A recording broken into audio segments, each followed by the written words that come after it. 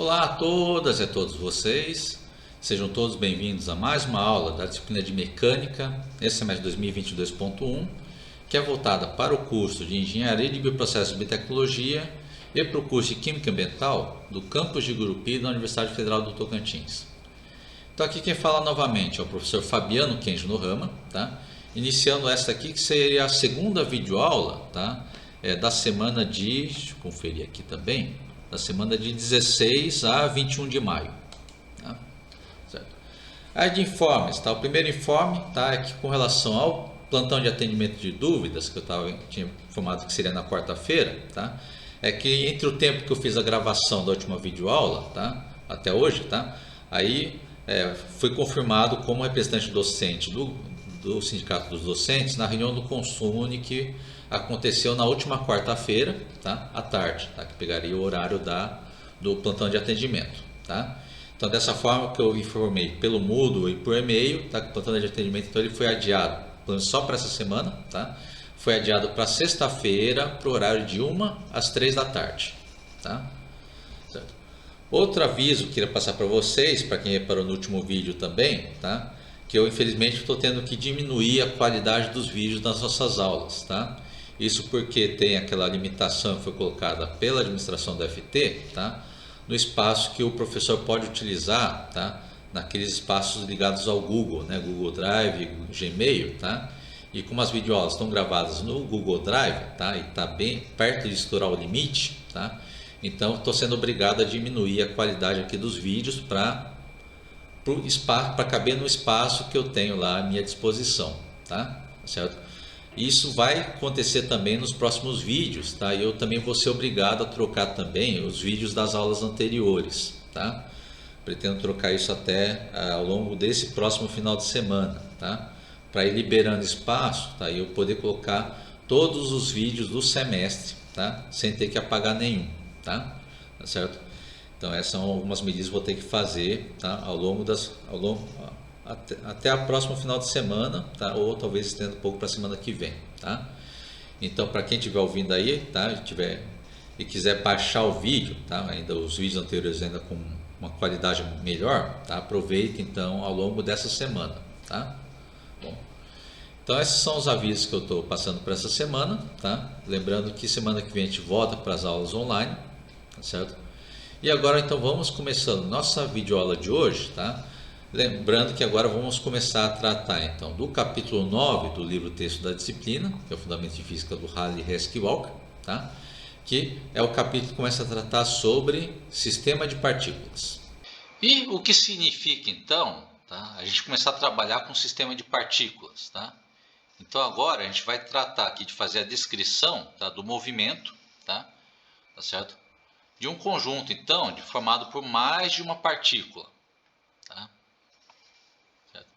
Então, ou seja, vocês vão ter lá um sistema, né, que vai ter uma partícula com massa, por exemplo, m1, tá? Que vai estar seguindo uma trajetória.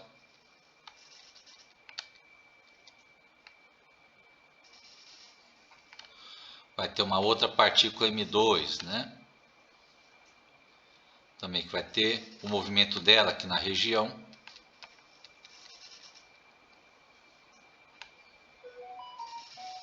Tá? Também vai ter uma partícula, pode ser que tenha uma partícula m3, esteja fazendo uma outra trajetória. Suponho que nesse caso seja da direita para a esquerda, por exemplo.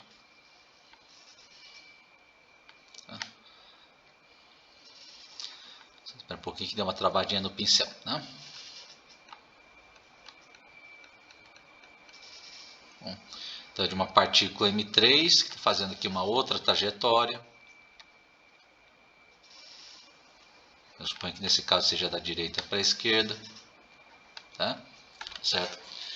E cada uma dessas partículas, tá? Então vai ter as suas massas, tá? Vai ter as suas posições, né, em relação ao sistema de eixos, né? Por exemplo, aqui pode ser sistema de eixo x, y, z, né?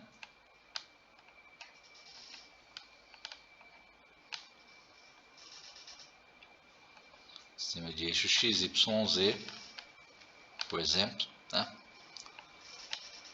E nesse sistema de eixos ele vai ter o vetor posição da partícula 1, da massa M1, tá? Em relação a esse sistema de eixos. Só vou escrever um R1 aqui. Tá?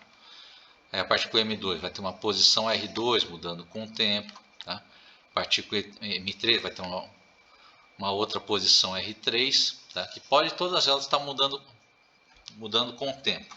Tá? Em relação à origem daquele sistema de coordenadas em verde que eu coloquei aqui na ilustração. Tá? E é claro, junto com o vetor posição vai ter também a velocidade, tá? Bom, sempre tangente à trajetória. Tá? Então vai ter aqui a velocidade da V1 da partícula 1, acho que eu vou pôr contra cor só para diferenciar aqui. Tá? Então vai ter o vetor velocidade então, da partícula, né? De massa M1, vai ter uma velocidade da partícula de massa M2, né? E vai ter uma velocidade da partícula de massa M3. Tá? Então essa situação que a gente vai estar começando a analisar. Tá certo? Em vez de a gente fazer a descrição do movimento apenas de uma partícula, tá? Então a gente vai tratar situações que a gente vai ter que descrever o movimento de mais de uma partícula. Tá? Cada uma com seu vetor posição, vetor velocidade, tá? E também vai ter um vetor aceleração. Tá certo?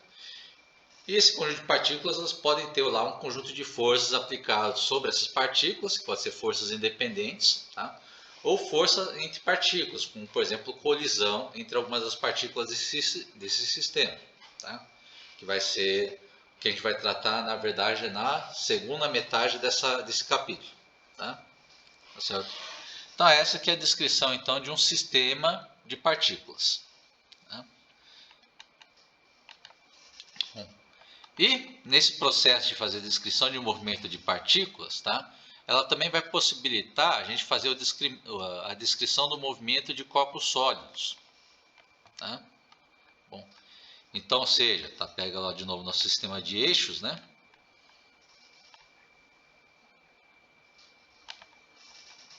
X, Y, Z. Né? E vou tratar o movimento de um corpo sólido.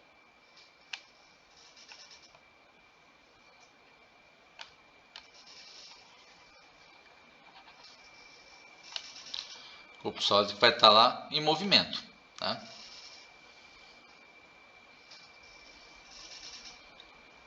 Bom, pode estar em movimento. Tá? Pode estar se deslocando de um ponto para outro. Pode estar fazendo um movimento de rotação em torno de um eixo dele. Tá? Tá certo? E assim por diante. Tá? Então, ou seja, esses métodos que eu uso para usar o movimento de um conjunto de partículas, ele pode também ser aplicado para fazer a descrição do movimento de um corpo sólido. Tá? Que é basicamente fazer aquela tática do cálculo diferencial, tá? De pegar esse corpo e separar em pedacinhos.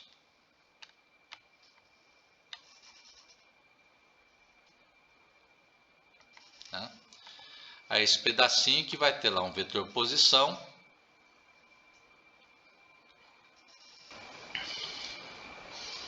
Esse pedaço aqui então, tá? Vai ter lá um vetor R que vai estar mudando com o tempo. Tá? Tá certo? Aí vai ter eu posso descrever assim então o movimento de um corpo inteiro, tá? Separando em pedacinhos e ver como que é o movimento de cada pedacinho, tá? Ao longo do espaço. Bom, e com isso então você fica com a descrição do movimento do corpo, desse corpo sólido como um todo. Tá? Então é disso que você tem essa descrição então, né? De um movimento de corpo sólido, usando essa tática de sistema de partículas, porque eu posso interpretar então um corpo, né, como essa distribuição contínua de partículas, né, ou de separar em pedacinhos e tratar cada pedacinho como uma partícula em movimento, tá? Ou, se for mais rigoroso ainda, separar lá, né, o movimento dos átomos e moléculas que formam o corpo. Tá? Bom, embora isso saia um pouco do escopo da mecânica e caia um pouco para o lado da física quântica. Tá? Então, o caso mais realista seria com o movimento dos pedacinhos. Tá? Certo? Em ambos esses casos, tá? Sempre vai poder ser possível identificar um ponto específico, né, que é conhecido como centro de massa. A posição de centro de massa vai ser definida daqui a pouco, tá certo? Mas aqui a gente adianta que é um ponto, então aqui é tipo uma posição, vai estar lá no meio do sistema de partículas, ou vai estar lá no meio do corpo, tá? Esse ponto ele vai possuir propriedades, então, tá, que vão permitir estudar, tá, o nosso sistema de partículas com maior facilidade. Tá? E basicamente o que seria esse centro de massa? Tá? Primeiro definir no caso de um sistema de partículas em uma dimensão, tá? Porque é mais fácil da gente fazer essa análise. Né? Definir esse centro de massa. Né? Então, pegar o caso mais simples, sistema de partículas em uma dimensão, pensando primeiro na definição para duas partículas. Tá? Que aí você vai ter uma partícula de massa M1 em uma coordenada x1, tá? E uma outra massa M2 na posição x2. Tá? O jeito está aqui na figura. Tá? Então, na figura aqui de baixo, tá? Então, estou considerando só o sistema de partículas só no eixo x, tá? Em que vai ter a massa M1 então, na coordenada x1, tá? E a massa M2 na coordenada x2. Tá? E nessa situação, então, foi definido como posição do centro de massa, tá? Que a gente vai abreviar bastante como CM, tá? É o cálculo através dessa expressão aqui, que é a posição x do centro de massa, tá? Ela é igual a pegar aqui, né? Aqui em cima, pegar a massa M1 vezes a coordenada x1, tá? Da massa M1, depois pega a massa M2 vezes a coordenada x2 dessa massa M2, tá? E o resultado divide por M1 mais M2, tá? Que é a massa total do nosso sistema de duas partículas. Tá? Então, em outras palavras, a posição do centro de massa vai virar aqui M1x1, né? Mais M2 vezes x2 dividido pela massa total, pela soma da massa das duas partículas. Tá? Então, assim que é definida então, a posição do nosso centro de massa. Tá? Então, vocês podem ver que esse centro de massa tá, é como se estivesse fazendo uma posição média, tá? Entre a coordenada x1, tá? E a coordenada x2, tá? Só que é uma posição média que é ponderada pelo valor da massa. Tá? É como se a massa fosse o peso, né, de cada coordenada para calcular essa posição média. Tá? Certo? Então, por ter um cálculo desses para calcular o centro de massa, tá? Então, em primeiro lugar, você tem então que essa posição centro de massa ela sempre vai ficar, tá? Aqui na região entre as partículas. Tá? Aqui no caso vai ficar na região entre a partícula de coordenada x1 e a partícula de coordenada x2. Tá? Bom, esse aqui que vai definir a posição do centro de massa. Tá? E por ser uma posição média que é ponderada pela massa, tá? Então esse centro de massa ele vai estar mais perto para o lado onde tiver maior massa do nosso sistema de partículas. Tá? No caso dessa ilustração, tá? Mostrando um exemplo, você vê que o centro de massa está mais perto da massa M2. Tá?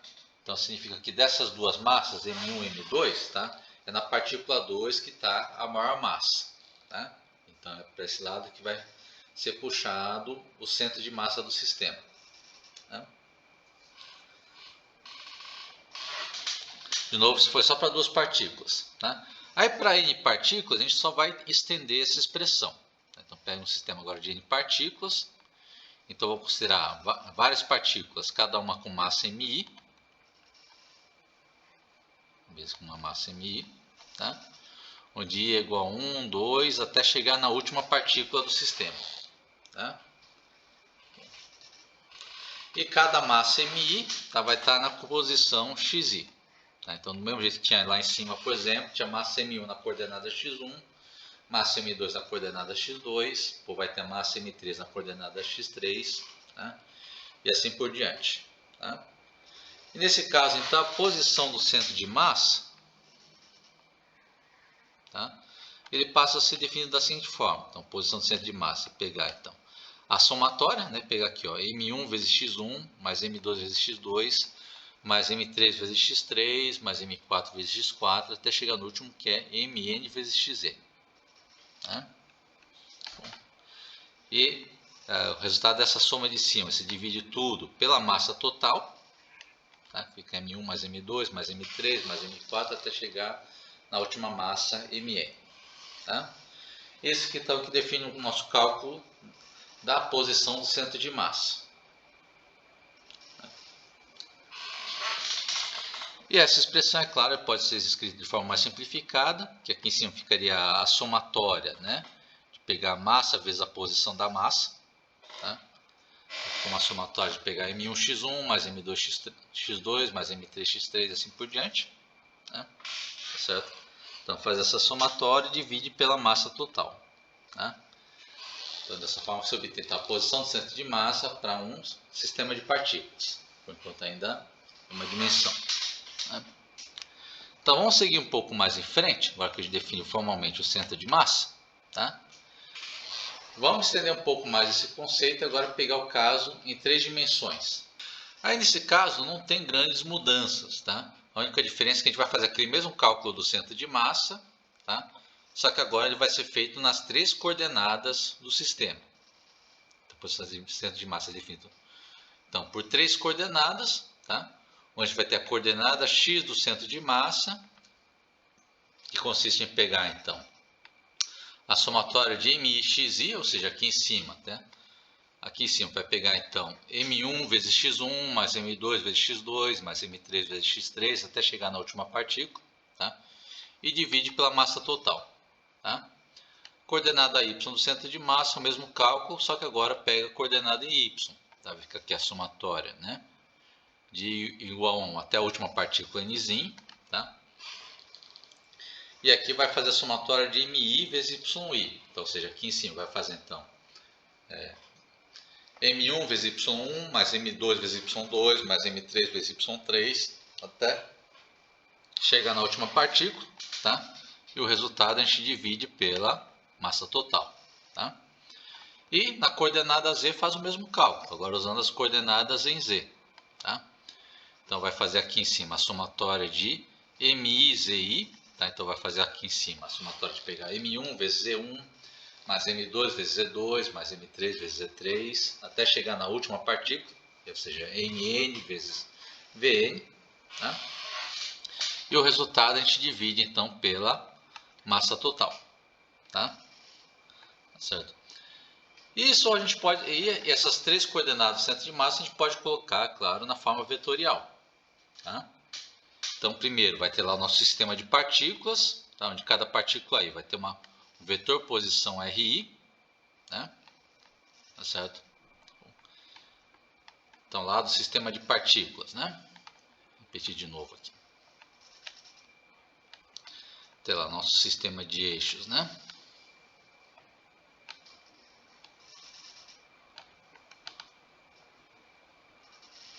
X, Y, né? Vamos para baixo. YZ, né? Vai ter lá o nosso sistema de partículas, vai ter lá uma massa M1, uma massa M2, uma massa M3, assim por diante, né? Que seja mais para cá, assim, por exemplo. Né? E cada uma delas vai ter seu vetor RI, tá? Vamos dizer aqui na forma vetorial. Vai ter o vetor R1, R2 e R3. Tá? Já vou escrever certinho aqui os 3 vetores. Tá?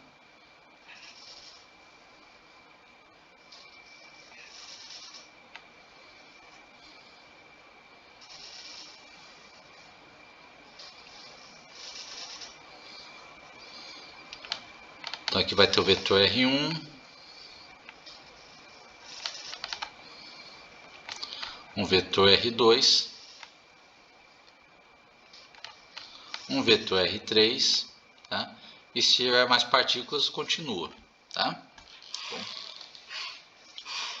Certo? E em cima desses vetores de posição para cada partícula, a gente pode calcular então o vetor posição do centro de massa.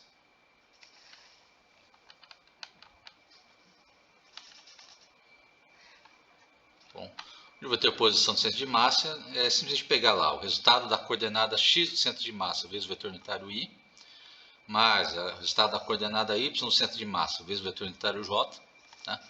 Mais a coordenada z do centro de massa vezes o vetor unitário k, que é na componente z. Tá? Em termos das cálculo de posição do centro de massa, tá? Esse vetor posição do centro de massa é simplesmente pegar aqui, então, né?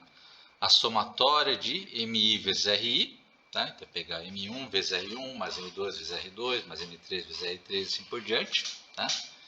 E o resultado a gente divide pela massa total, tá?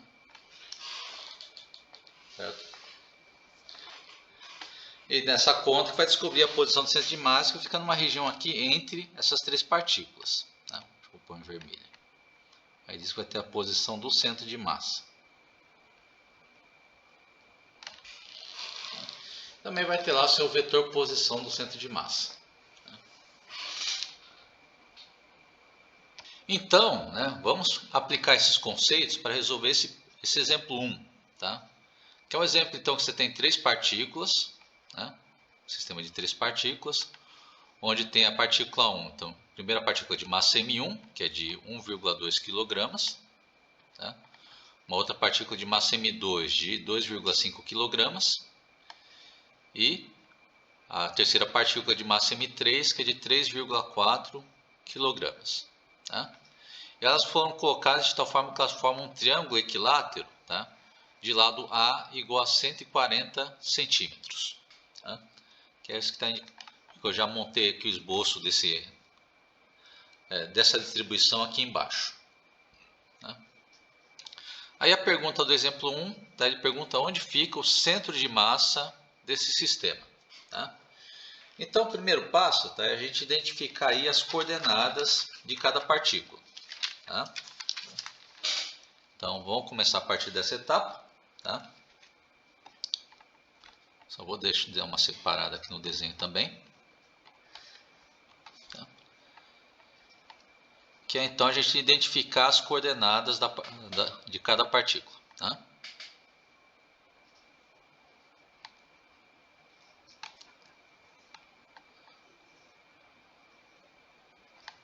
Vou para essa parte da partícula I de massa Mi. Né?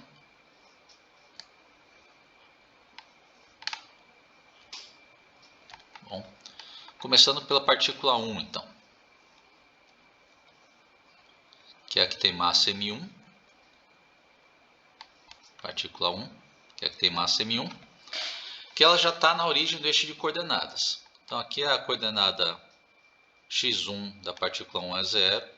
Daí a coordenada y1 da partícula 1 também é 0. Tá? Pegando agora a partícula 2, que é de massa M2. Tá? Seria essa partícula M2 aqui. Tá? Então, e ela já está, né, no eixo X, tá?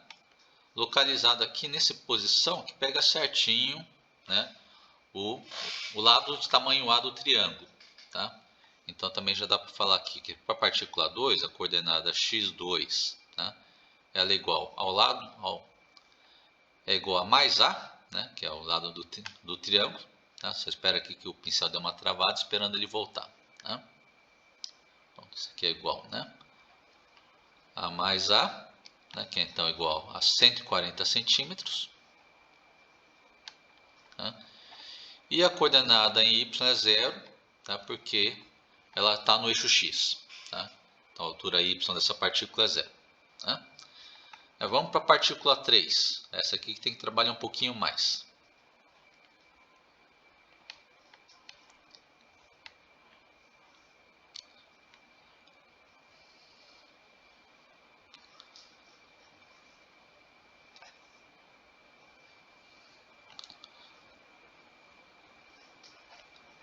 Vou pegar a nossa partícula 3. Tá?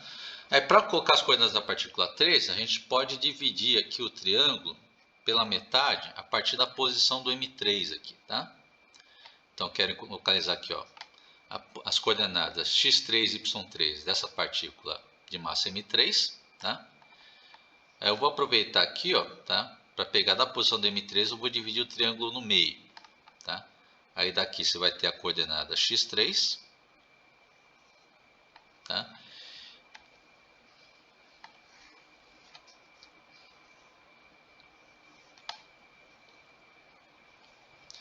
E a coordenada y3. Vou marcar a y3 aqui também.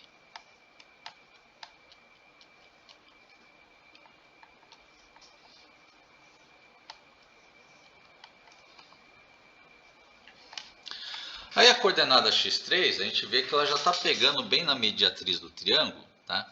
Então já dá para ver no desenho que ela vai pegar uma coordenada, né, de tamanho a sobre 2, que ela está pegando metade do lado do triângulo, tá?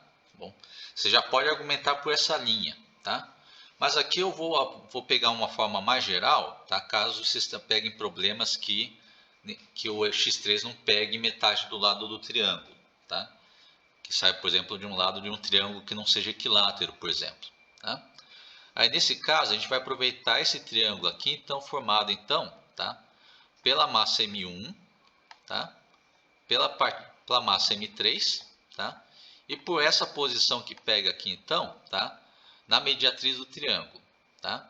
Aqui eu vou chamar de um ponto, por exemplo, vou chamar de um ponto D, por exemplo, aqui embaixo, tá?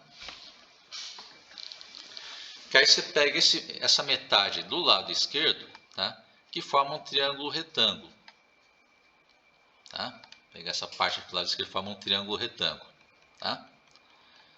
E eu vou usar aquelas expressões para obter aí o tamanho dos catetos do triângulo, tá? Uma vez que eu sei o tamanho da hipotenusa, que o tamanho da hipotenusa ela pega certinho um dos lados do triângulo que tem tamanho A. Então já sei o tamanho da hipotenusa, tá? Outra coisa que eu vou aproveitar nesse triângulo também é o ângulo que esse lado aqui, ó, tá? Desse lado do triângulo, tá? Que vai pegar um ângulo de 60 graus, porque o triângulo é equilátero, tá? Bom, que lembra que o triângulo equilátero ele tem três ângulos iguais aqui nos ângulos internos, tá? E como a soma desses três ângulos internos tem que dar 180 graus, tá?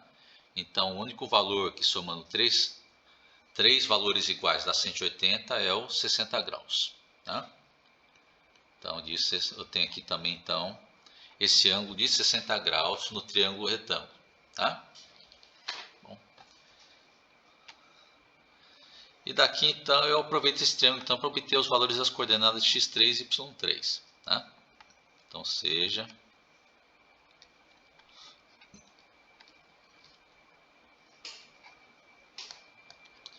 triângulo, né?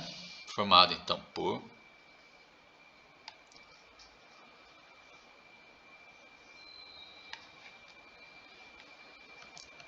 ou de vértices, né? De vértices em, né? M1, M3, né? E o ponto D.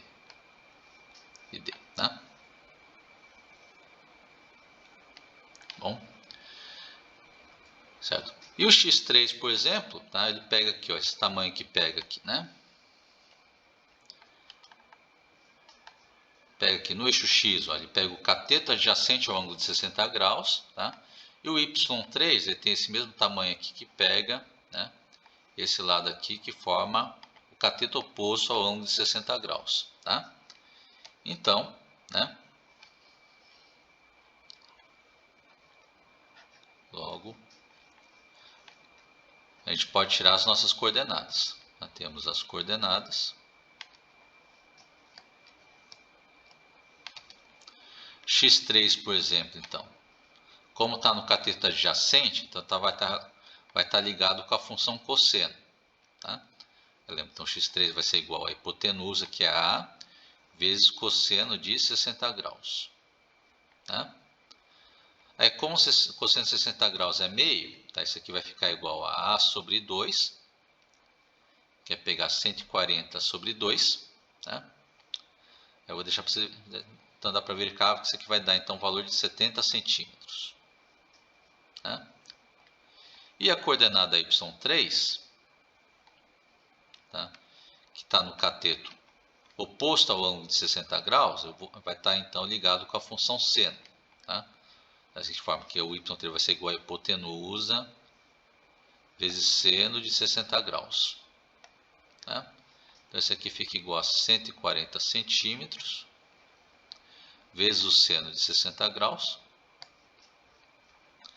Calcula esse valor, isso aqui vai dar aproximadamente, tá, o valor de 121 centímetros. Tá? Então, com isso aqui eu fechei a coordenada de todas as 3 partículas desse sistema. Tá? Eu já sei as massas também de cada partícula, então já dá para fazer o cálculo então, das coordenadas do centro de massa. Tá? Então, logo, o centro de massa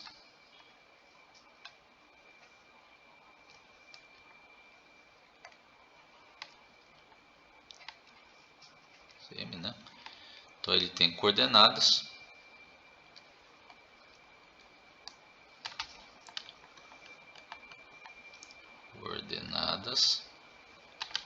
tá? Eu pego coordenada x do centro de massa, acho que eu vou aproveitar o espaço daqui, tá? Coordenada x do centro de massa é igual a 1 sobre m, né? 1 sobre a massa total, vezes a somatória, né? De I igual a 1 até 3 de mi xi. A expressão que já vimos lá na página anterior, tá? Aí abrindo essa expressão, tá? Então a coordenada x do centro de massa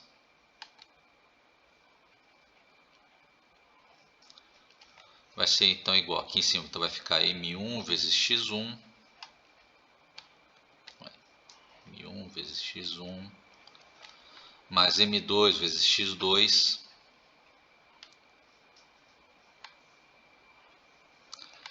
mais m3 vezes x3, dividido pela soma, pela massa total. Tá? Eu vou abrir aqui como sendo a soma de m1 mais m2 mais m3, tá? m1, m3. Aí na soma de cima, né? Então m1x1, então a massa m1 é de 1,2 kg, vezes o x1, que nesse caso é 0. Tá? Então esse primeiro termo não vai contribuir em nada no cálculo. Tá? Esse primeiro termo vai dar tudo 0. Então, multiplicação por 0. Tá? O m2 é mais m2x2, aí o m2 é 2,5 kg, vezes o x2, que era 140 centímetros. Tá? Mais o m3x3, onde o m3 é 3,4 kg,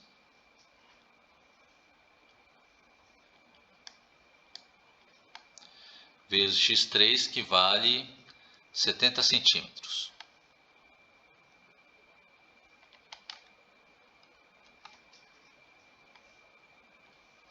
Divide pela soma das massas. Então vai pegar aqui 1,2 kg mais 2,5 kg mais 3,4 kg.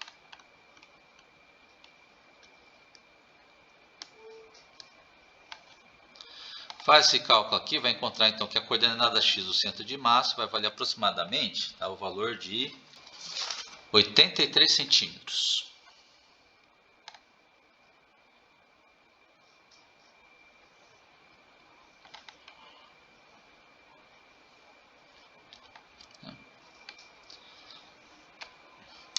Indo para agora para calcular agora a coordenada y do centro de massa, tá? Então, coordenada y do centro de massa, mesmo processo, só que agora é com as coordenadas em y, tá? Então, isso aqui é igual a 1 sobre a massa total, vezes a somatória de I igual a 1 até 3, né? De mi vezes yi. Então, abrindo a expressão aqui, né? Então, aqui em cima vai ficar, então, m1 vezes y1, mais m2, y2, mais m3 vezes y3. Tá? E aqui embaixo fica a soma das massas, que eu tinha colocado mais ou menos lá no começo, né? Que era 1,2 kg, né? Mais 2,5 kg, mais 3,4 kg. Eu vou deixar aberto com os valores aqui, né? Abrindo a expressão aqui, tá? Então o M1, tá? 1,2 kg, vezes a coordenada Y1, que é 0, que também é 0 aqui na partícula 1, tá? Aí M2, Y2, aí o M2 é 2,5 kg, vezes o Y2, que é 0. Mais a massa M3, que é 3,4 kg, vezes a coordenada Y3, que é 121 centímetros. Né? Então fica tudo isso aqui dividido pela soma das massas, que até vou deixar indicado já aqui, que vale 7,1 kg. 7,1 kg. Né? Aí calculando esse valor então, tá? Então o Y do centro de massa vai valer aproximadamente, tá? 58 centímetros. Tá? Bom, tá certo? Então com isso a gente já calcula as coordenadas do centro de massa, tá? Se quiser colocar ele na forma vetorial também, não é obrigado porque não está pedindo explicitamente, tá? A resposta já terminou nessa última linha que já está calculada as duas coordenadas do centro de massa, tá? Mas vou deixar indicado aqui caso seja pedido especificamente, tá? Que na forma vetorial, tá? Você tem que o vetor posição do centro de massa, tá? É igual a coordenada x do centro de massa, então, vezes o vetor unitário y, né, que existe chapéu, mais coordenada y do centro de massa, vezes o vetor unitário j, né, que é o j chapéu. Né? Colocando os valores, tá? Então vai ficar aqui, então, né? O vetor posição do centro de massa, então, né? Função dos vetores unitários, vai ficar, então, aqui o coordenada de 83 centímetros, né, positivo na direção do vetor unitário I, né, mais essa coordenada de 58 centímetros na direção do vetor unitário J. Né? Bom, certo? E disso que a gente pode montar aqui, tá, até essa ilustração aqui de baixo, mostrando essa posição do centro de massa. Tá? Então está a figura aqui indicando, né, o nosso triângulo equilátero com as massas M1, M2 e M3 nos vértices, né? Bom, tá certo? Eu lembro lá do triângulo aqui, né? Aqui embaixo, pega 140 centímetros, tá? Que está um pouco antes da posição de 150, tá? Para não confundir aqui no desenho, tá? E nesse triângulo, então, está localizada a posição do centro de massa, que ele pegou aqui a coordenada x do centro de massa, pegando aqui, então, um pouco depois da marca do 80, né? Que é 83 centímetros, tá? Faz a projeção a partir da coordenada, tá?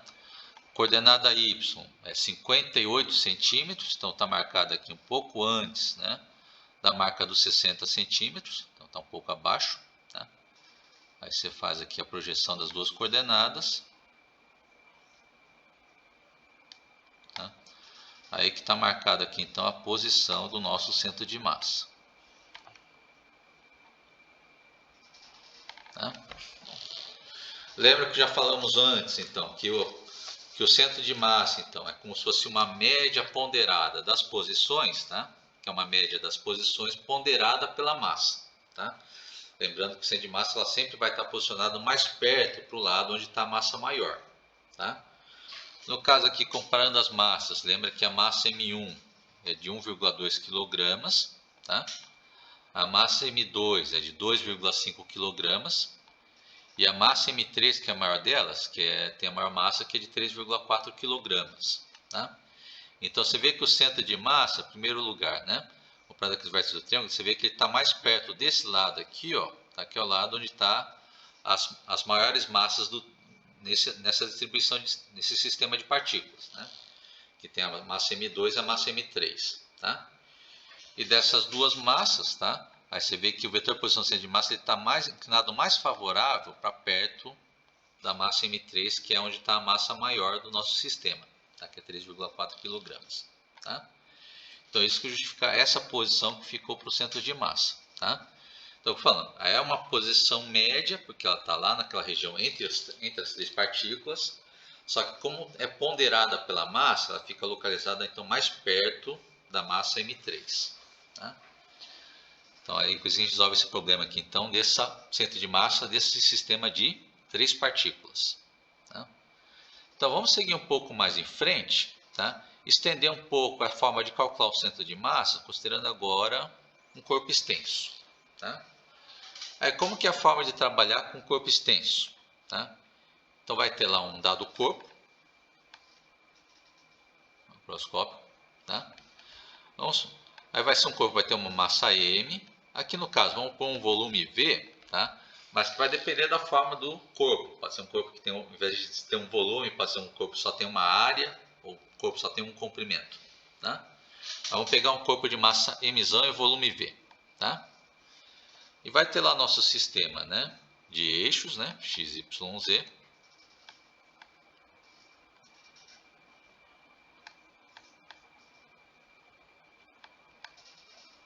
X, y, z.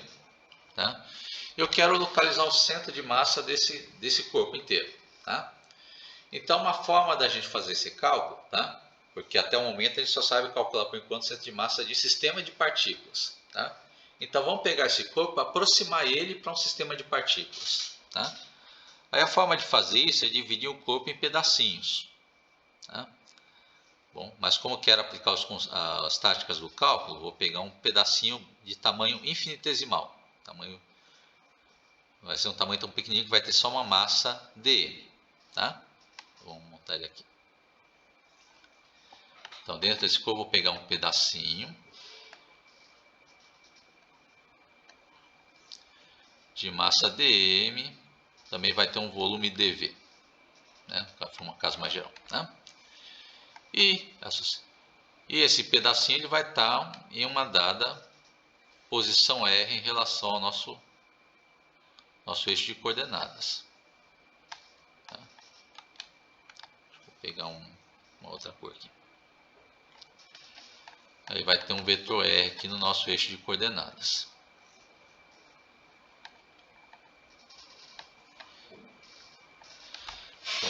Esse pedacinho é tão pequeno, tão pequeno, tão pequeno que a gente pode considerar ele próximo a uma partícula. Tá? Então essa aqui vai ser a ideia. Tá? A gente vai dividir esse corpo em vários pedacinhos. Pode pegar esse pedacinho de baixo, posso pegar um pedacinho mais em cima.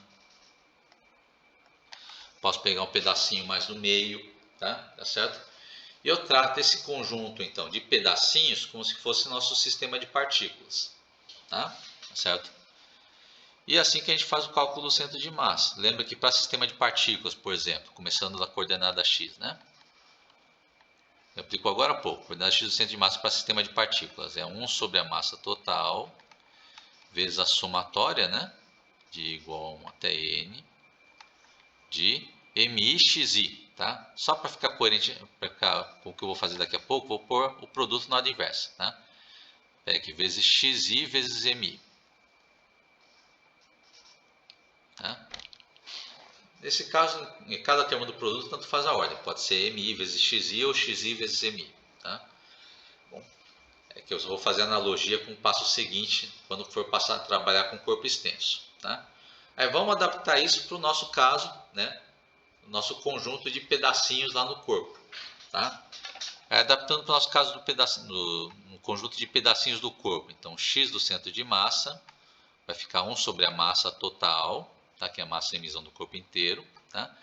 E aqui, ó, somatório de xi vezes mi, no caso do nosso pedacinho, vai ser o quê? A coordenada x do pedacinho vezes a massa dm do pedacinho. Tá?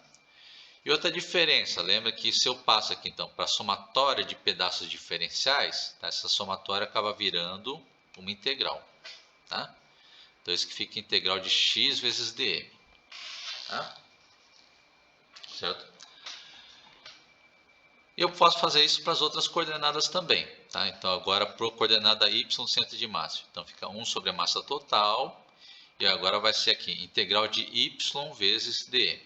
Tá?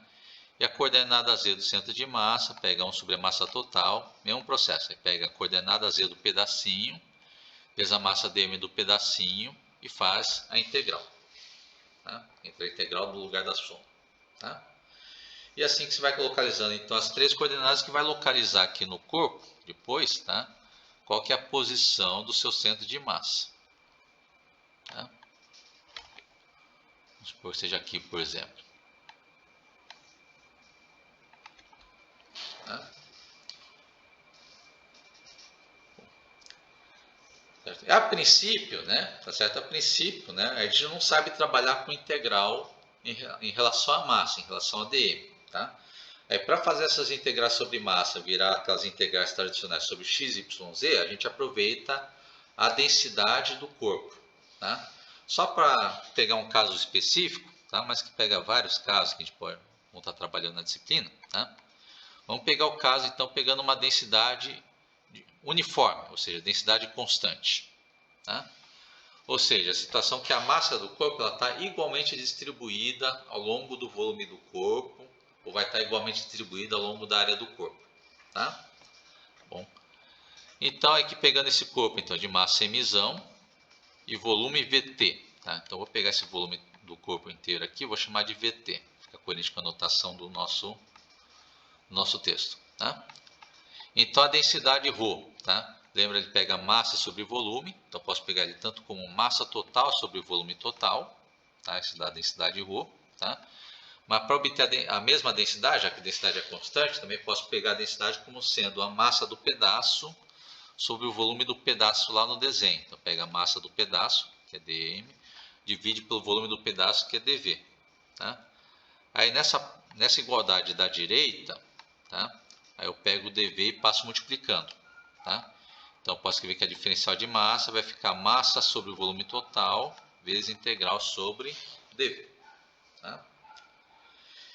E substituir lá naquelas expressões das coordenadas x, y, z do centro de massa. Tá bom? Substituir o dm por essa expressão. Tá? E também posso substituir aqui que a massa é igual a densidade vezes o volume total. Tá? Lá na parte onde está dividindo o emisão. Tá? A emisão pode substituir pela densidade vezes volume. Tá? Então, substitui essas duas expressões no cálculo lá do centro de massa. Tá? Aí, nesse caso, então, de corpo homogêneo, tá? O que tem densidade constante. Tá? Então, as coordenadas do centro de massa vai depender apenas da geometria do corpo. Tá? Porque quando faz todas essas substituições, vai ficar aqui, coordenada x do centro de massa vai ficar 1 sobre o volume total, vezes a integral de x vezes dv. Tá? Y do centro de massa, então vai ficar 1 sobre o volume total, vezes a integral do y vezes em relação ao volume. Tá? E a coordenada z do centro de massa vai ficar aqui 1 sobre o volume total, vezes a integral de z vezes dv. Tá? Lembrando que essas integrais são sempre dentro do corpo. Tá? Então, e por que está ficando apenas em função da geometria? Porque você vê que não está aparecendo dentro dessas integrais nada referente, tá, à distribuição da massa do corpo. Tá? Uma integral só sobre o volume, tá? Uma divisão pelo volume total. Tá? E a integral você faz até fechar todas as posições dentro do volume do corpo. Tá? Então, isso no fundo acaba virando um cálculo de integrais, tá? Cálculos de centro de massa, tá? Certo? Que vai depender apenas do formato do corpo. Tá? O formato do corpo e onde que ele está posicionado. Tá? Isso significa que ele depende só da geometria. Tá? Então, como consequência desse último resultado, então você tem que, se um objeto é homogêneo, ou seja, um objeto de densidade constante, falar que a massa está igualmente distribuída, né? Tá bom? Ao longo do corpo, tá? Então, o centro de massa ele pode ser encontrado usando o argumento de simetria, tá? Usando ponto, eixo, plano de simetria. Tá? Então, essa é uma coisa que a gente pode aproveitar para encontrar o centro de massa de um corpo extenso. Bom, e para aplicar essa observação que a gente está fazendo, vamos pegar, por exemplo, encontrar o centro de massa de algumas figuras simples. Né? Pegar esse conjunto aqui de figuras homogêneas. Tá? Pega placas homogêneas. Tá?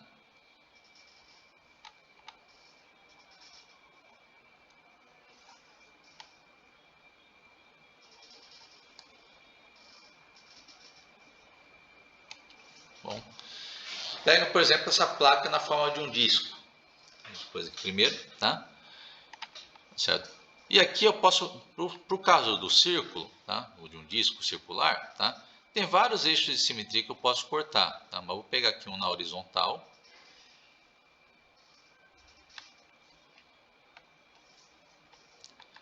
Passando pelo centro do disco.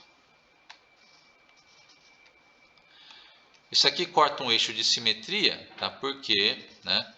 Em cima, pegando essa linha tracejada em preto, você vê que o pedaço que está acima da linha, tá? Ela é um reflexo do pedaço que está embaixo e vice-versa. Tem que o pedaço de baixo, tá? Esse pedaço de baixo, ele é reflexo do lado de cima, fazendo um reflexo em torno dessa linha tracejada, tá? Bom, então tem esse eixo de simetria, então o centro de massa, tá? Ele vai estar dentro desse eixo de simetria. Outro eixo de simetria que a gente pode pegar para esse disco em forma de círculo, tá? É pegar também, por exemplo, o eixo de simetria, por exemplo, na vertical.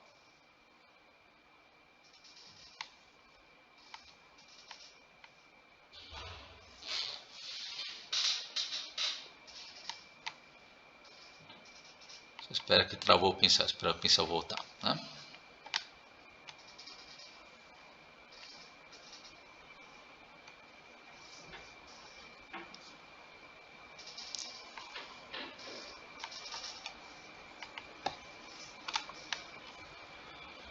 Pronto, pegar um eixo de simetria, essa linha vertical passando também pelo centro.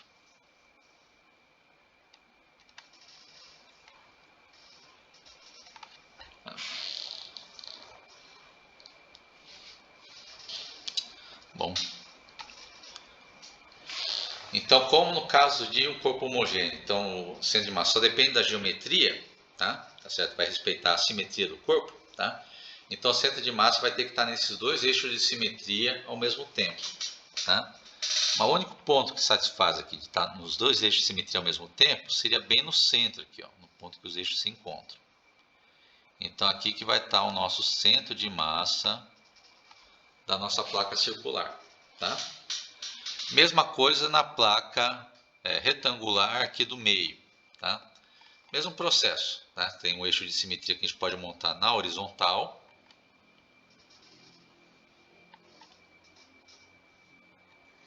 E na vertical. Eu vou pegar na vertical primeiro, que é onde já está direcionada a minha régua, tá?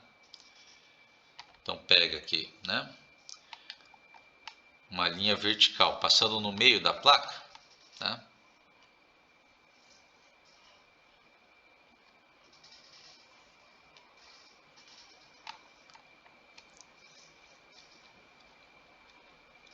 Bom, e pegam, porque aí nessa casa é um eixo de simetria, porque o lado esquerdo desse retângulo ele é reflexo do lado direito do retângulo, tá?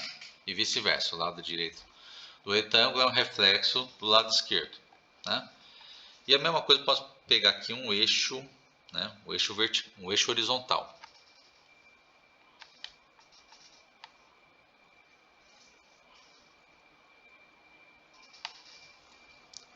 Passando bem no meio aqui, né?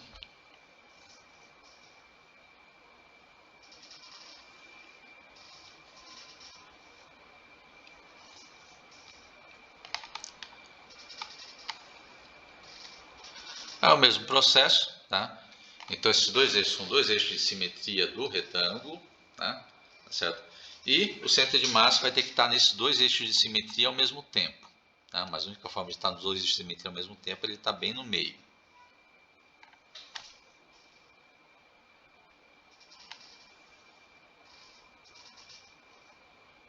Centro de massa bem no meio da placa, tá? E o último caso que a gente pode aplicar argumento de simetria para encontrar o centro de massa é no último, né, naquele último caso que é um triângulo, tá? Aí no caso eu posso escrever alguns eixos de simetria no triângulo, pegando, por exemplo, começando no vértice aqui, cortando a mediatriz no lado oposto.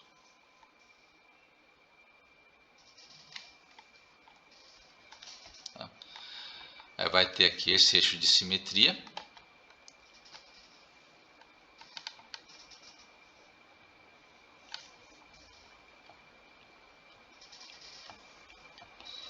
do vértice indo até o lado oposto, tá?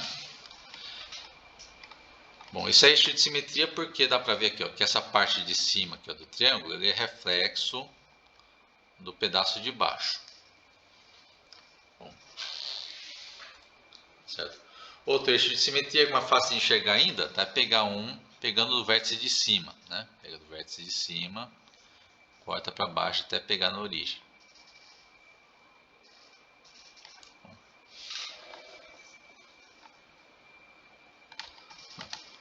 Então pega aqui um eixo na vertical,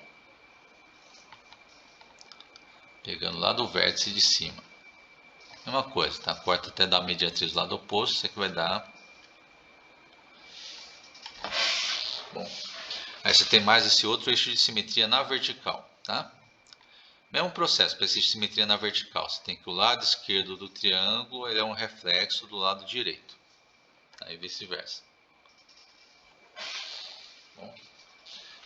Então esse aqui pega mais um eixo de simetria, tá? O último eixo de simetria que posso montar para esse triângulo é pegando também o último vértice que sobrou.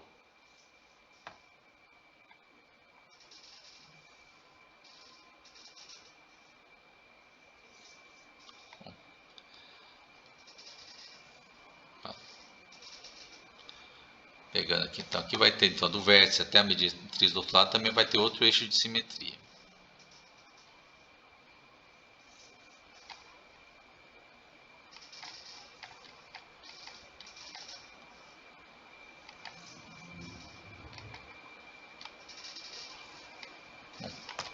Certo? Então você tem esses três eixos de simetria para a nossa placa triangular, tá? É o mesmo processo, tá? Então o centro de massa vai ter que estar em cada um desses eixos de simetria simultaneamente, tá? Um único ponto que isso pode ser satisfeito para os três eixos de simetria é o ponto bem nesse onde esses eixos de simetria se encontram. E aqui que a gente vai ter então o nosso centro de massa. Bom. Aí outra aplicação, né, de encontrar centro de massa por simetria, tá? Essa manipulação que ele faz aqui, pegando nessa placa triangular, tá? Mas que não está na forma de um triângulo isósceles, né? Então não vai sair bonitinho da forma que foi nos triângulos anteriores. Tá? Bom, aí uma forma de encontrar o centro de massa aí agora, nesse triângulo, que é um pouco diferente do usual, tá? É pegar esse triângulo e separar em várias faixas. Foi feita essa figurazinha aqui, ó, que pegou várias faixas.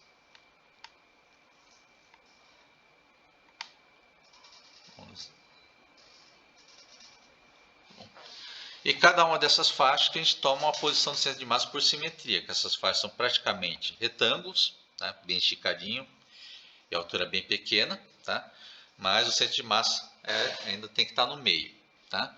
Então é nisso que você tem, então aqui, ó, quando você faz essa manipulação de cada faixa pegar o meio, aí desenha essa linha aqui, ó, que vai da mediatriz até o vértice.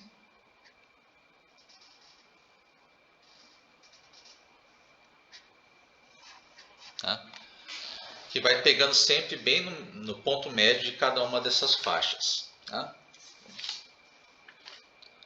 Certo? Então aí você tem então mais esse eixo de simetria, onde espera então que o centro de massa vai ter que estar dentro desse, ao longo dessa linha em vermelho. Tá?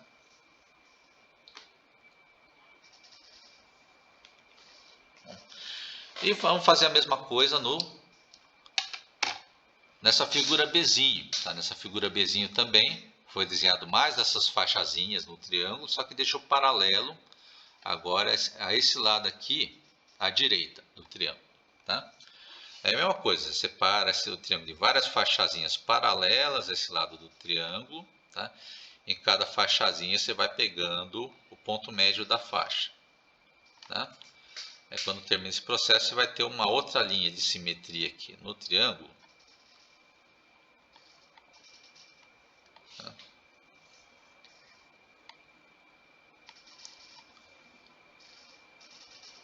Bom, aí vai pegar mais essa outra linha aqui em vermelho. Tá?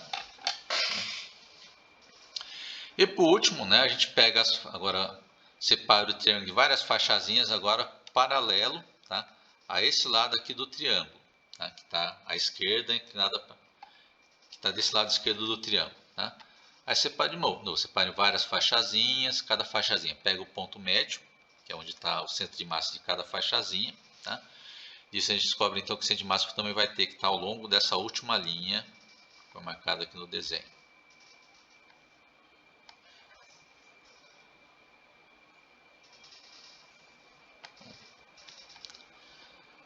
E você tem aqui mais essa outra linha em vermelho, onde vai, espera que esteja o centro de massa do nosso. Bom, certo? Então você fica com essas três linhas aqui de simetria, tá? Que é a simetria, na verdade, quando pega o triângulo, separa em várias faixazinhas, né? E lembra, o centro de massa vai ter que estar em cada uma dessas linhas, né? Então você desenha essas três linhas juntas no triângulo para ver onde fica a posição do centro de massa.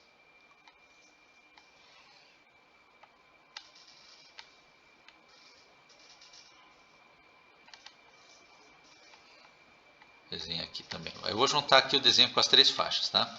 Então tem essa faixa da figurazinho. Tem também a faixa do grupo, né? Vai ter aqui, né? Essa linha aqui, ó, né?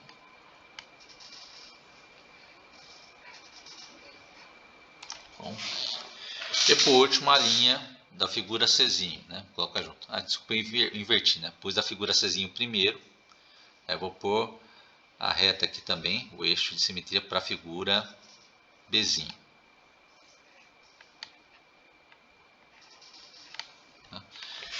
E onde essas linhas se encontram que vai formar o nosso centro de massa. Essa é a posição do nosso centro de massa.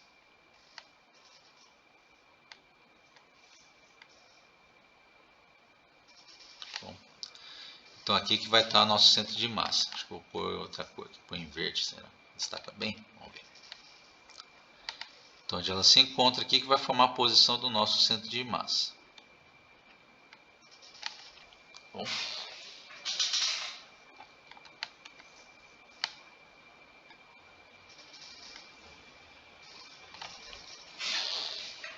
Certo? E daqui então, tá? Você tem então a forma de encontrar então o ponto de centro de massa para esses casos aí, tá? Que você tem então, né? Uma forma um pouco mais irregular, né? Bom. Aí uma forma mais prática de encontrar essas três linhas aí das figuras Azinho, Bzinho e Czinho, tá? É fazer o que está feito aqui nessa última figura, tá? Que é pendurar a placa, tá? Por meio de um dos vértices, por cada um dos vértices do triângulo, tá? Porque o que vai acontecer nesse caso aqui, tá? Você tem aqui ó, o ponto que está preso na placa, tá? Esse ponto aqui de cima, tá? No caso de para objetos homogêneos, tá? O centro de massa coincide com o que a gente chama de centro de gravidade, tá? Que é um ponto no corpo, tá? Onde eu posso considerar o corpo, a força-peso no corpo agindo concentrado nesse centro de gravidade. No caso do objeto homogêneo corresponde ao centro de massa, né? Certo? E a gente usa esse processo, porque o que acontece então? Tá? Para esse corpo, então, bem no centro de massa, tá?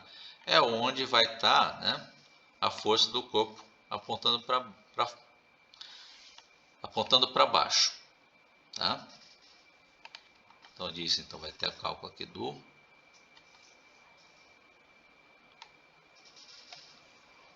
Bom, aqui haja força-peso, tá? Então ela age para baixo, tá? Concentrada na posição do centro de massa. Tá? Então o que acontece daqui? Se eu deixasse essa placa um pouco torta, com ela presa lá no vértice, tá? Então vai ter esse peso puxando, né, o centro de massa para baixo. Tá? Então, ou seja, a placa vai girar ou vai oscilar de tal forma que fique sem, e só vai parar se, né? Só vai parar se o ponto do centro de massa fica logo abaixo do ponto que está preso. Né? Certo? Isso aqui é só para compensar. Então, a sugestão dos casos práticos, eu poderia estar mostrando para vocês, tá? Mas infelizmente estou com falta de tempo. Né? Mas resumo, o que acontece nessa placa então? Você prende ela em um dos vértices, tá? Bom. Aí o peso então vai concentrado no centro de massa, tá? Então esse peso vai fazer a placa, né, girar até ficar nessa situação aqui, tá? Com o centro de massa, o peso e o ponto que está preso no fio, todos na mesma linha.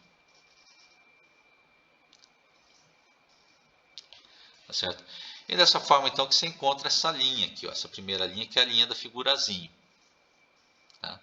Você pega nessa linha que está formada, então, entre o ponto que está segurando a placa, que é um dos vértices, tá? Bom, até o ponto de mediatriz do outro lado, tá? Mas aí isso vai funcionar de tal forma, então, que nessa linha aqui, ó, pegando essa linha vertical, né, na direção do fio, você teria, então, a primeira linha do item A, tá? Da figura que está apresentada na página agora, tá? Bom, pega a linha que dá do vértice, né, até o ponto que ele pega no meio da tela, tá? O segundo caso é pegar aqui, ó, prender o vértice que estava, né?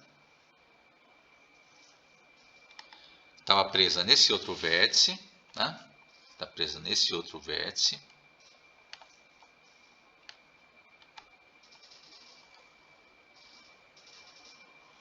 Bom, mesmo processo, tá? Então vai ter esse ponto que está preso aqui no vértice, tá?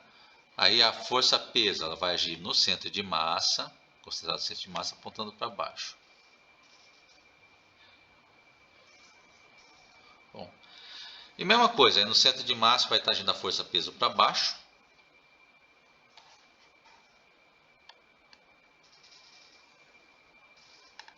Bom, então vai estar agindo aqui o peso na vertical para baixo. É esse peso, então, que vai agir sobre o corpo de tal forma que vai deixar o centro de massa abaixo do ponto de apoio, tá? E na linha aqui, então, que está na vertical, a partir do suporte, vai formar a segunda linha de simetria, né, que tinha lá para as fachazinhas do triângulo, que é a da figura Bzinho. Tá? E por último, eu deixo ela presa aqui nesse outro vértice, tá? Certo? Que é pegando desse lado, que é desse lado, então, que vai agir da mesma forma. Então vai ter o centro de massa, o peso, né, vai estar sendo aplicado a partir desse ponto para baixo.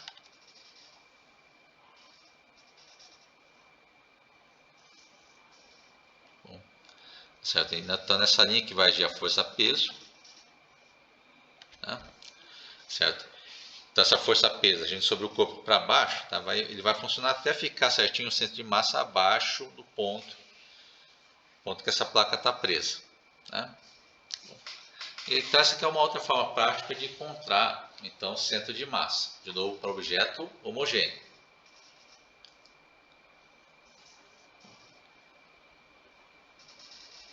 Então, vencida essa etapa aqui da nossa aula, tá? Então vamos para o próximo tópico, tá? Analisando esse centro de massa ainda, tá? Que é pegando esse exemplo 2, tá? Certo? Então vamos resolver esse exemplo 2, tá? Para aplicar os argumentos de simetria para auxiliar na solução desse exemplo, tá? Então, exemplo 2 aqui, tá? Esse exemplo 2, você tem então uma placa de metal uniforme P, tá? P, e o raio dela é 2 vezes R, né, da figura aqui de baixo, tá? Então tem essa placa P, tá? Então que é basicamente então um disco, né? Tá bom? De raio 2 vezes R.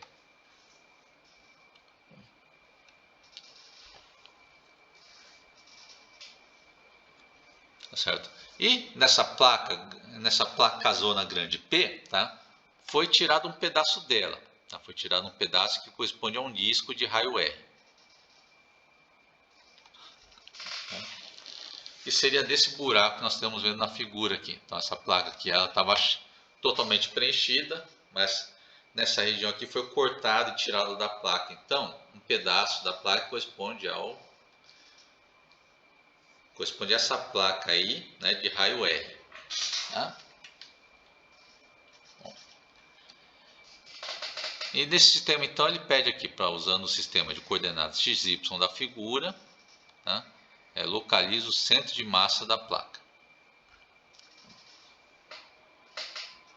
Certo? Aí para resolver esse problema a gente vai fazer o seguinte, tá? Você vê que essa placa, o primeiro lugar que a gente vai observar é a questão da simetria. Tá? Você vê que essa placa, por exemplo, ela tem um eixo de simetria no eixo X.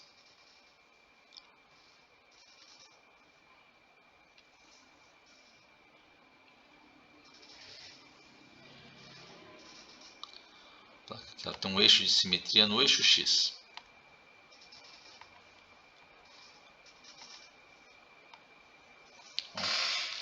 Tá certo? E dá para ver que, então, que tem essa simetria da placa em relação ao eixo X. Tá? Porque pega nessa linha que eu pus tracejada em preto, você vê que o pedaço de cima da placa ela é reflexo do pedaço de baixo. Tá? Inclusive na região que está o buraco. Tá? Vê que o buraco também está dividido pela metade em cima e embaixo. Tá certo? Então você tem esse primeiro eixo de simetria em X. Tá? Vou separar um pouco aqui. Então. Bom. Então você tem aqui o eixo X é eixo de simetria da placa P.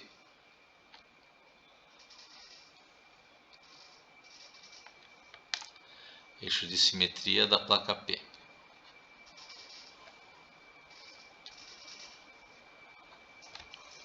Bom, se ele está no eixo de simetria, então o centro de massa com certeza vai estar nesse eixo.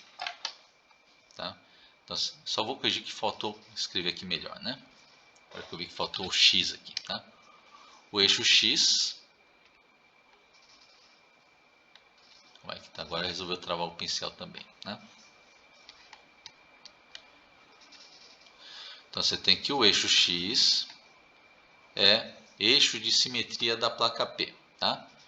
Então significa que o centro de massa da placa P, tá? Chamou de CMP. Bom, então o centro de massa da placa P, ela está no eixo X.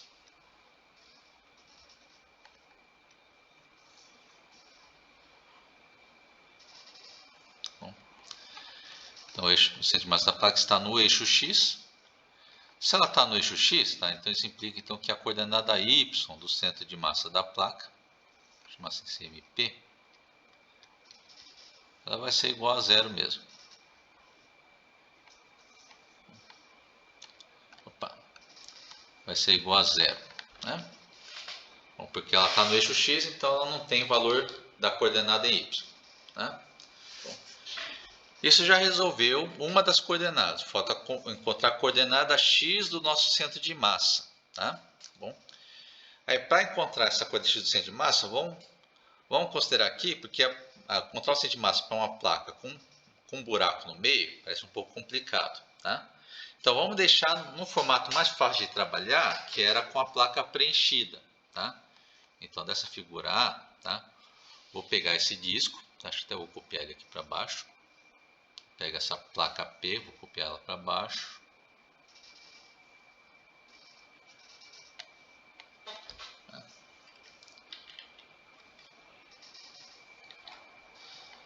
Vou repetir a figura aqui embaixo, tá? Vou deixar um pouco menor para caber aqui no espaço. Tá? Só deixa um pouco menor para caber no espaço, tá? Mas eu quero que você entenda o processo, tá? E daqui, tá? Eu vou considerar o seguinte, vou considerar a placa totalmente preenchida, que é pegar onde está o buraco ali, tá? Voltar a colocar o pedaço do disco que ele tirou de lá. Tá? Ver se consigo pôr aqui certinho.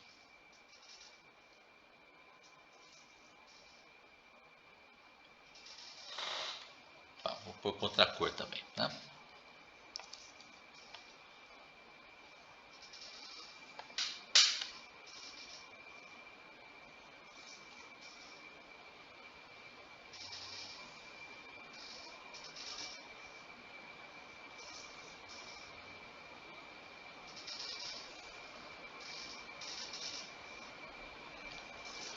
Mais ou menos aqui, tá? Então vou preencher aqui, ó, né, a placa, tá? Vou pôr aqui então, né, preenchendo a placa, eu vou pôr o pedaço que tinha tirado, tá? Só espera um pouquinho que ficou a ferramenta. Aqui então vai ficar tudo preenchido com o pedaço que eu tinha tirado do lugar. Tá? Tá? Então, considere esse processo aqui com a placa preenchida. Tá?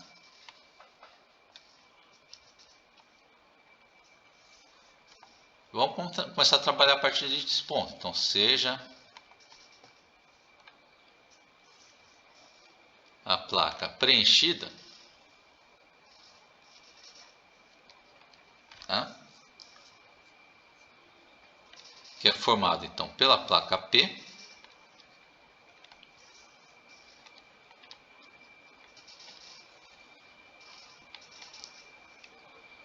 pela placa P, tá? Tá certo? E por um disco, né? E pelo disco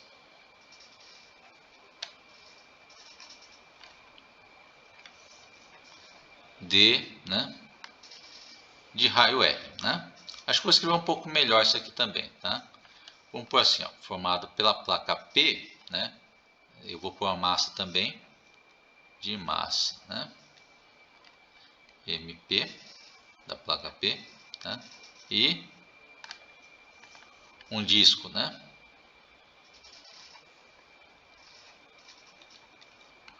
Um disco, né?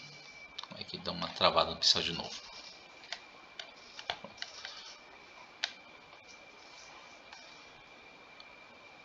Vou chamar desse disco de D, né? Que vai ter um raio R, tá? Que é o disco que está marcado lá, rasurado lá em verde, tá? Esse que vai ser nosso disco D, tá? Aí vai ter um raio R,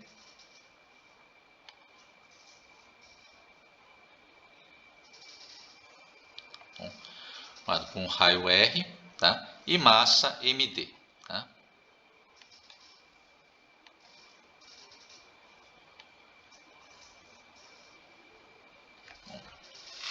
Tá certo?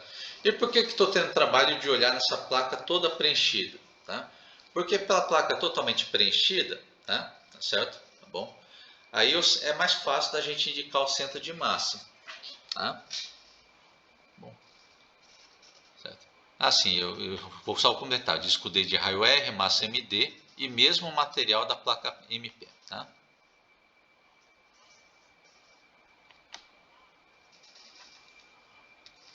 Material de P, né? Da placa P. Tá? Então vamos trabalhar dessa forma, tá? Então vamos juntar as informações que nós temos, tá? Que vai ter aqui então a placa. Por exemplo, vamos pensar na posição da placa D, que é mais fácil, tá?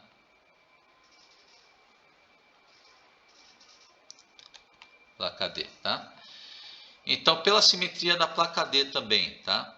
Porque a gente fez uma simetria agora há pouco de uma placa na forma de círculo, né? Já viu que o centro de massa ela fica no centro, né? Então você tem aqui o centro de massa, né? Dessa placa D, ela está no seu centro.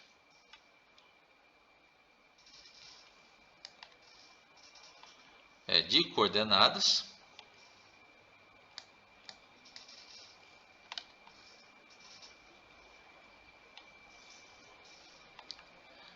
centro, né? Que tem coordenadas, né?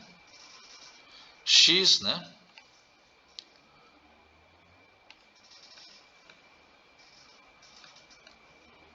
Eu vou marcar, já sei que é de centro de massa, então vou marcar como posição do disco D, tá? Coordenada X do disco D, que é o centro de massa do disco D, vai estar numa coordenada aqui, ó, que o centro ela pega aqui, ó, uma distância R no lado negativo do eixo X.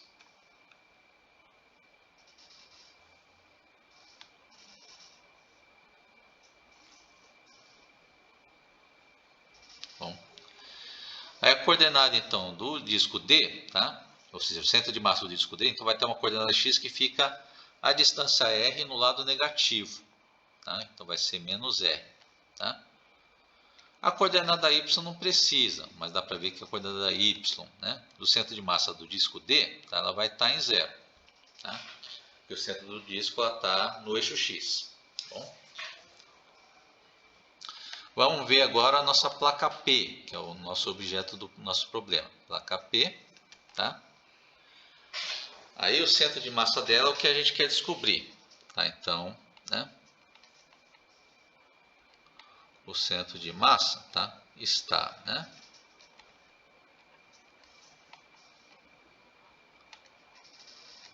nas coordenadas, tá,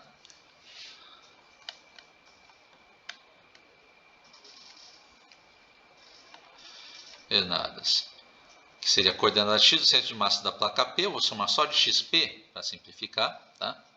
Mas a coisa da XP da... vou chamar de CMP aqui, tá? X do centro de massa da placa P. Fica mais claro isso aqui, tá?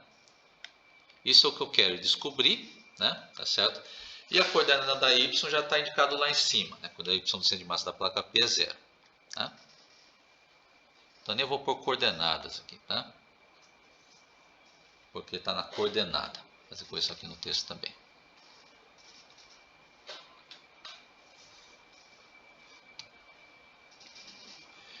Então está na coordenada x do centro de massa da placa P que eu quero descobrir, tá? E agora pega a placa preenchida.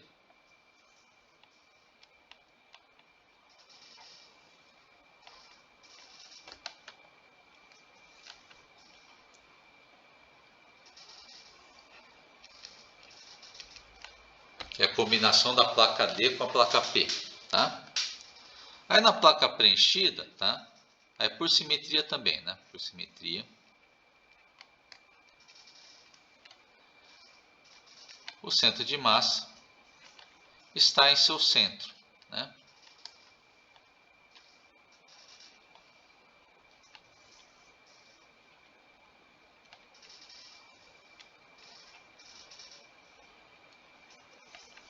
De coordenadas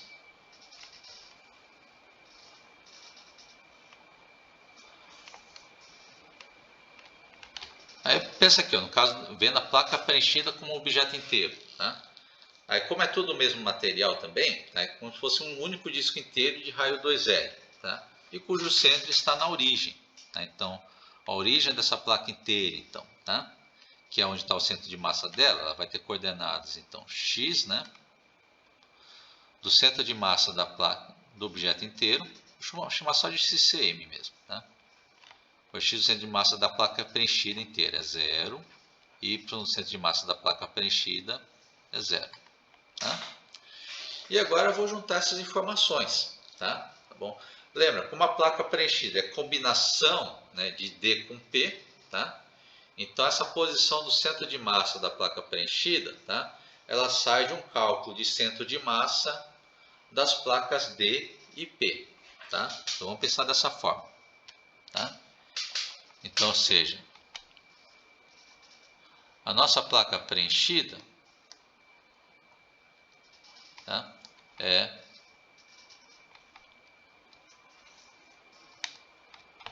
um sistema combinado das placas P e D, tá?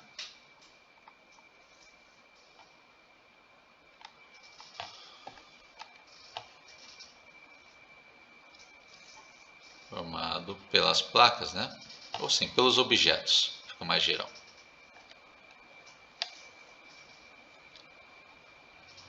Objetos, né?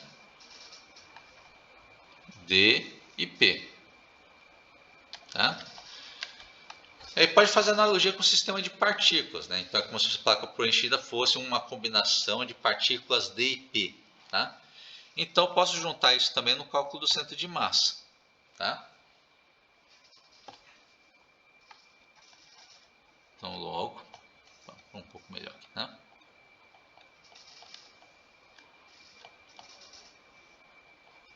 Logo, né? Sua coordenada de centro de massa, né?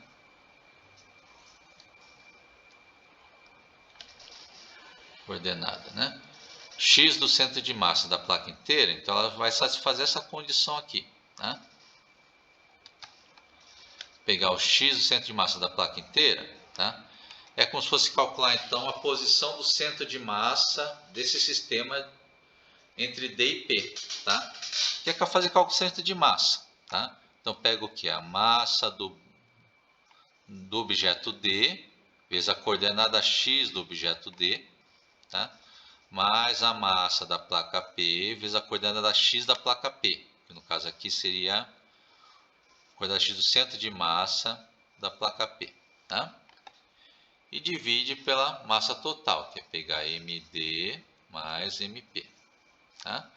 Só que nesse caso aqui, tá? Lembra que a coordenada X do centro de massa da placa preenchida é 0, tá? Porque o centro dela está bem na origem do eixo de coordenadas, tá?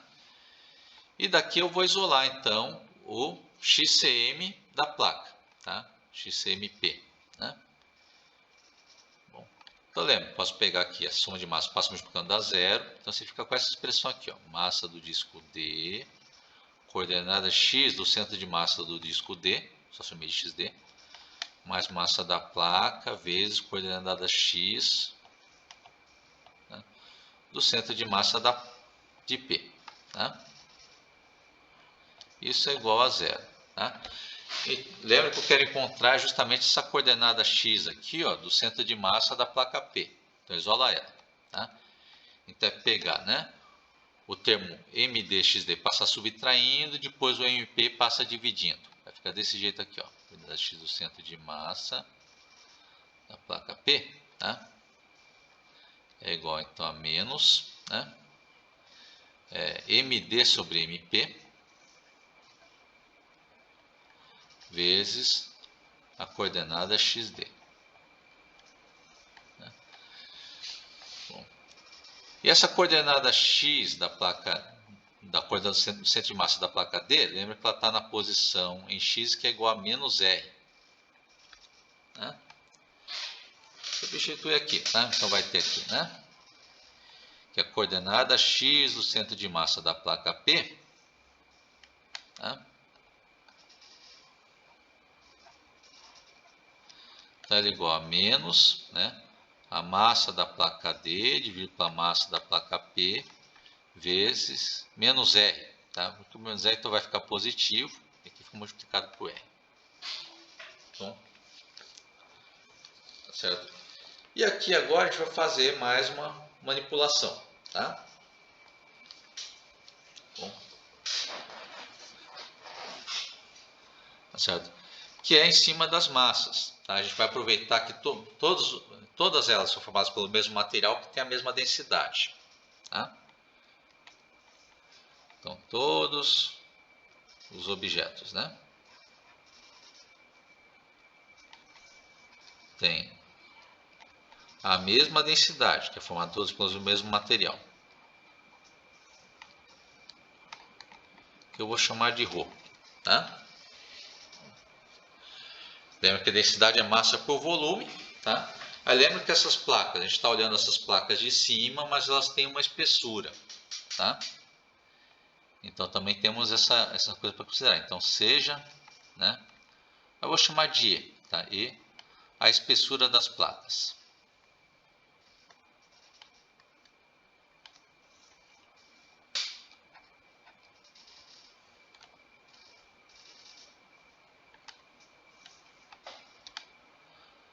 Então logo, a gente pode fazer esse tratamento para os dois objetos separados. Vamos pegar primeiro o objeto, né?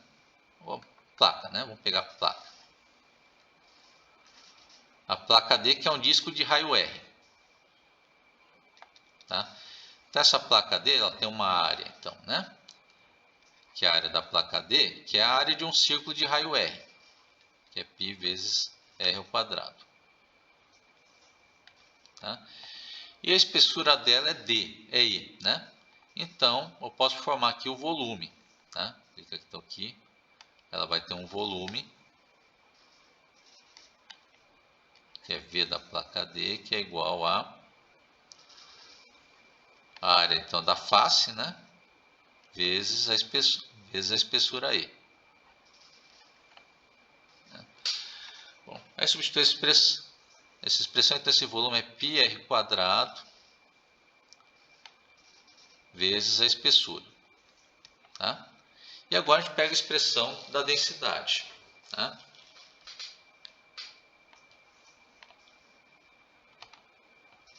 Então logo a densidade, né, da placa D, tá,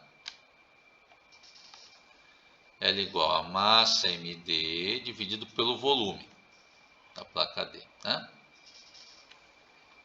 Quer pegar então MD dividido pelo volume, quer pegar então a área da face, que é π vezes R quadrado, vezes espessura, que é I.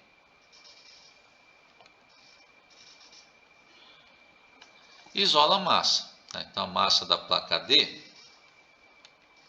L igual então, né, a densidade vezes πr quadrado vezes Z. Tá? Aí faz a mesma coisa para a placa P.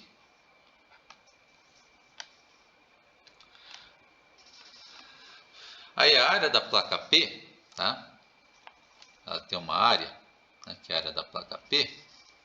Tá?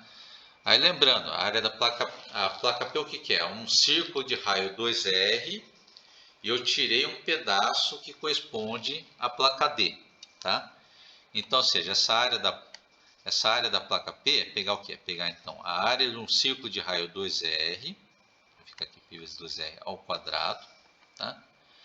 Desconta a área da placa D. Tá? Então, isso aqui vai ficar então, tá? Pega 2R ao quadrado, vai ficar 4π, né, vezes R quadrado, menos a área da placa D, que é πr quadrado. Então, isso aqui vai dar 3πr quadrado. Tá? Bom, então, logo eu tenho o volume dessa placa também. Tá? Então, explica que o volume da placa P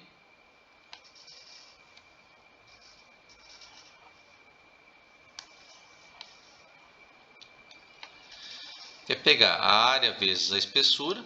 Tá? Vou pegar a área da placa P vezes a espessura. Isso vai ficar igual então, a 3πr quadrado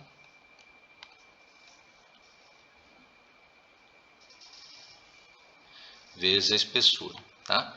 E de novo eu tiro a massa a partir da densidade. Tá?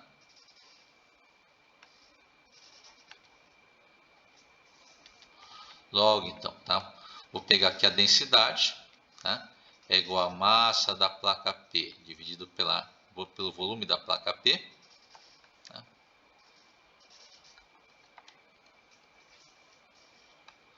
Isola a massa da placa P, né? É igual a densidade vezes o volume da placa P. Tá? Isso é igual então a densidade vezes, né, o volume, né, que é 3πr quadrado vezes Z.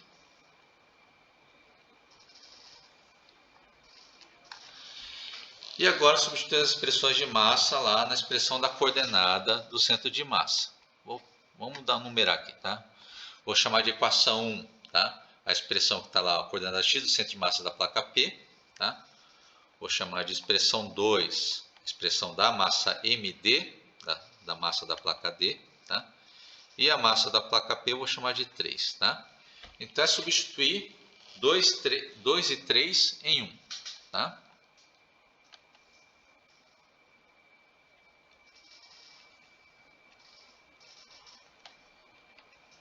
2 e 3 em 1. Aí vamos ver como vai ficar, tá? Vou ver se dá para escrever aqui embaixo, tá? Então a coordenada x do centro de massa, então, da placa P, fica em cima, então vai ficar a massa da placa D, né, que é a densidade vezes, né, πr quadrado vezes Z. Tá? Divide pela massa da placa P, né? Que ficou aqui. Vai dar 3, né? O português fica na frente, vezes ρ, vezes πr quadrado vezes Z.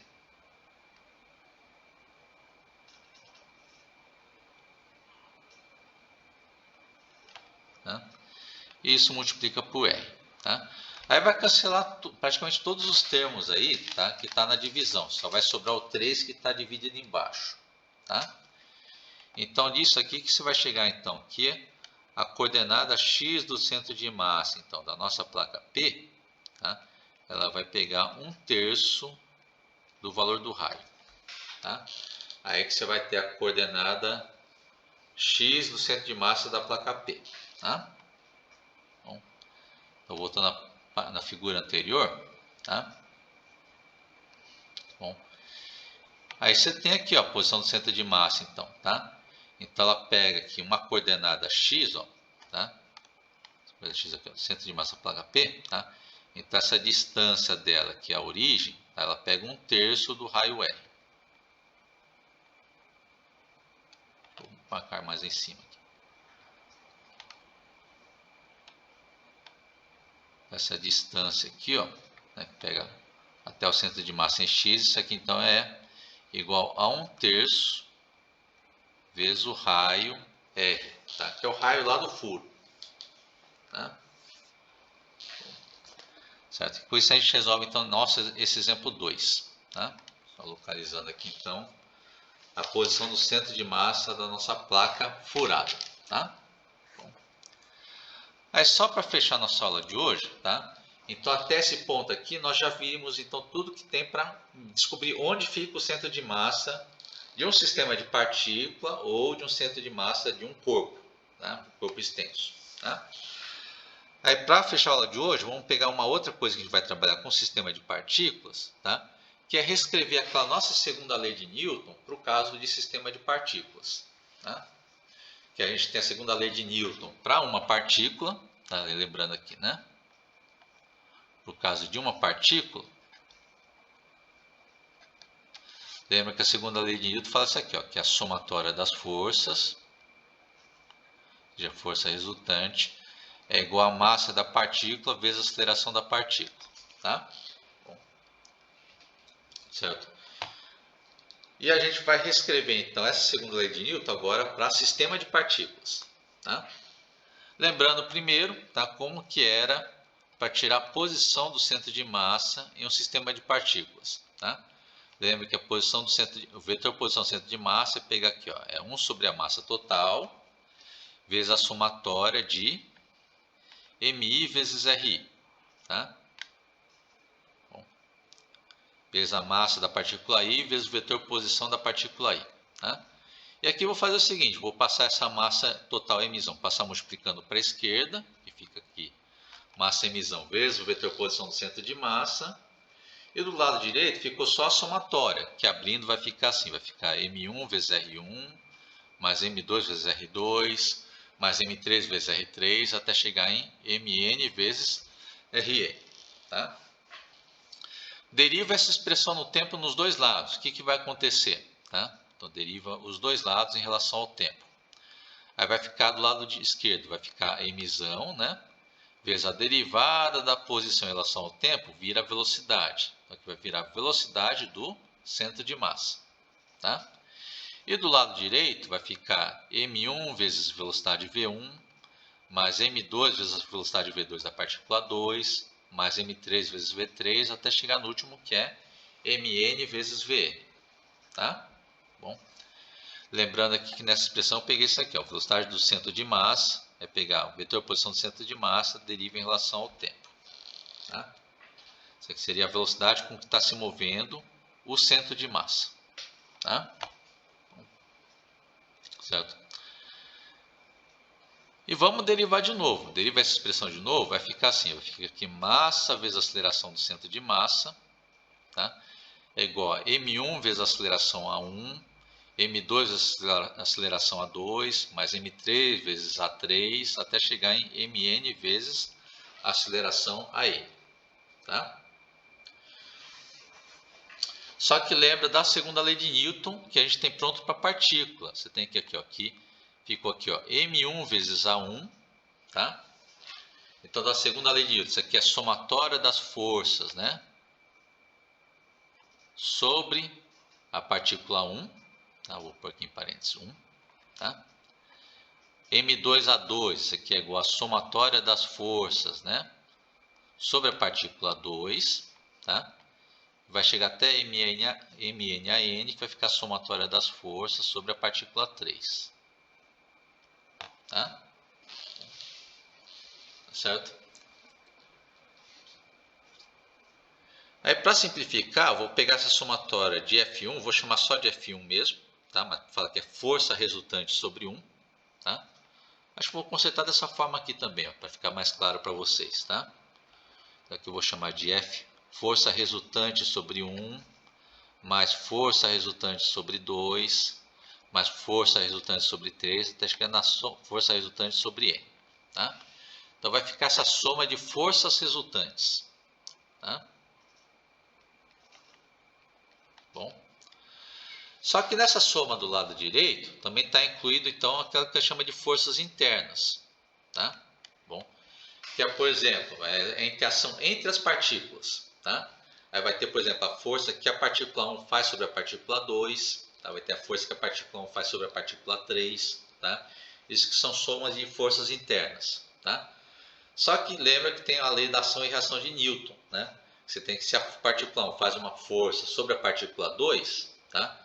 Aí a partícula 2 reage e faz uma força sobre 1, tá? Bom, então tá os pares de ação e reação, tá? Incluídos nessa soma aqui, ó, de forças resultantes, tá? Tá bom? Certo? Então todos esses pares de força de ação e reação, quando eu somo tudo junto, tá? Elas vão se cancelar. Tá? Isso que acontece então com as forças internas. Então as forças internas que estão somando lá dentro, elas sempre vão se cancelar. Tá? Tá certo?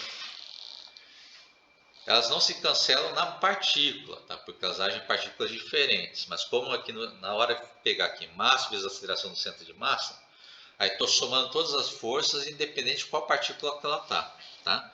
Então, nisso que vai aparecer aqui as forças internas, né, de ação e reação, que elas se cancelam. Tá? Então, nessa somatória de forças do lado direito, tá, só vai sobrar a soma das forças externas, que estão vindo do lado de fora. Tá?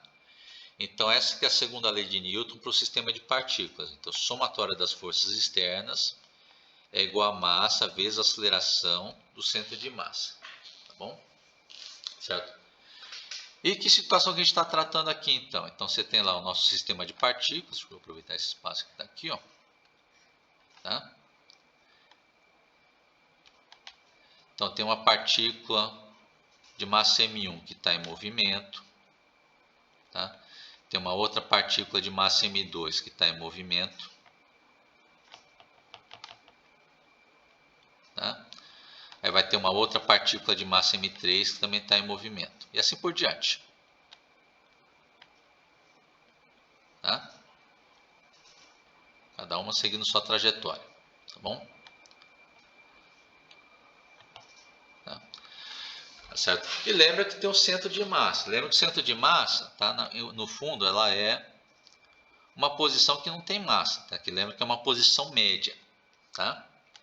Bom, então centro de massa é uma posição média. Tá? Tá certo? Só que, como as partículas estão em movimento, então essa posição média aí do centro de massa, lembra que a posição média ponderada pela massa, então ela também vai se mover. Tá? Porque se as partículas mudam de posição, é claro que essa posição média aí, né, ponderada pela massa, também vai se mover. Tá? Vai ficar diferente ao longo do tempo. Tá? Isso vai corresponder então ao centro de massa aqui, tá? Também está em movimento. Tá? Tá certo? E a segunda lei de Newton para sistema de partícula está falando o quê? Que para saber o movimento desse centro de massa, tá? É imaginar o seguinte, eu coloco no centro de massa, tá? Bom, imagina uma partícula que está lá, né? Com a soma de todas as massas, tá? Pega uma partícula de massa emisão, tá? Sobre ela, então, faz agir a somatória das forças externas. Suponho que vai dar aqui uma somatória de forças externas. Tá? E o movimento, então, dessa massa total, tá? Ela vai seguir a mesma trajetória do centro de massa. Tá? Essa que tá a lógica que está por trás, então, dessa segunda lei de Newton para sistema de partículas. Tá? Então, imagina essa massa total, né?